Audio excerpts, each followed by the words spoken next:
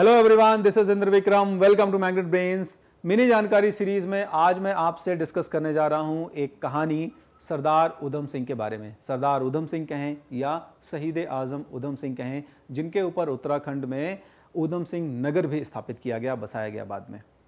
तो जलियांवाला बाग मैसेकर, जलियांवाला बाग हत्याकांड, हम में से सभी लोग इसके बारे में जानते हैं।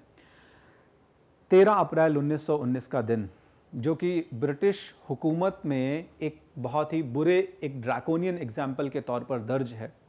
इस दिन पंजाब में बैसाखी का त्यौहार मनाया जा रहा था और उसी समय पंजाब में रॉलेट एक्ट जो है वो लगा हुआ था।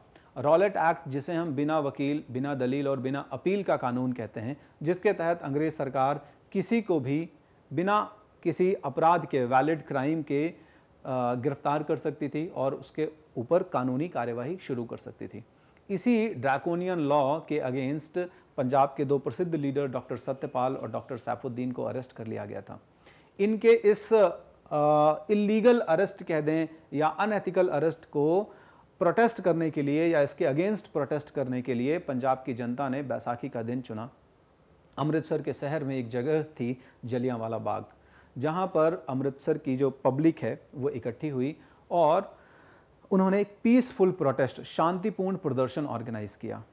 इस शांतिपूर्ण प्रदर्शन में वहाँ का ब्रिगेडियर जनरल डायर, जो कि अपने गोरखा रेजिमेंट के साथ पहुँचेगा और उस एरिया को घेर कर उन इनोसेंट क्राउड के ऊपर, इनोसेंट लोगों के ऊपर उसने गोलियों की बौछार कर दी और तब तक गोलियाँ बरसाई गईं जब तक उनका एम्युनिशन जो है वो एग्जॉस्ट नहीं हो गया।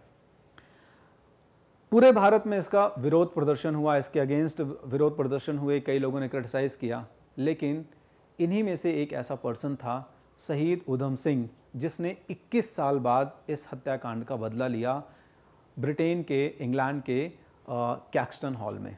उधम सिंह इस बात के लिए डिटरमाइंड थे कि उन्हें जनरल ओ डायर की हत्या करनी है। जनरल डायर और ओ डायर में अंतर ये है, general Dyer, brigadier general Dyer वो व्यक्ति था जिसने जलियांवाला बाग हत्याकांड को अंजाम दिया था और माइकल ओ डायर उस समय लेफ्टिनेंट गवर्नर था पंजाब का, जिसने इसके कृत्यों को सही ठहराया था। एक तरीके से आप कह सकते हैं सुप्रीम अथॉरिटी था और उधम सिंह का मानना था कि ओ डायर इस कृत्य के लिए रिस्पॉन्सिबल है।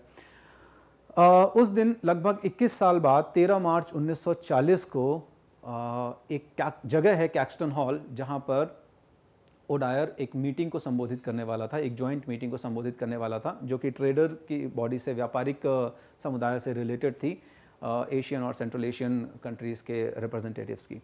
इस मीटिंग में जैसे ही जनरल डायर ने अपनी बात ख़त्म की, वहाँ पर पहले से उपस्थित उधम सिंह, जिन्होंने एक पुस्तक के अंदर, एक किताब के अंदर पेजेस को इस तरह से काट के रखा था कि उसमें अपनी रिवॉल्वर को छुपाया जा सके, उसमें से रिवॉल्वर निकाली और 2 गोलियां दागी, जिनमें से एक गोली सीधा ओ डायर के सीने को चीरती हुई उसके हृदय में, उसके हार्ट में लगी और इस तरीके से उन्होंने जलियांवाला बाग मैसेकर का बदला लिया।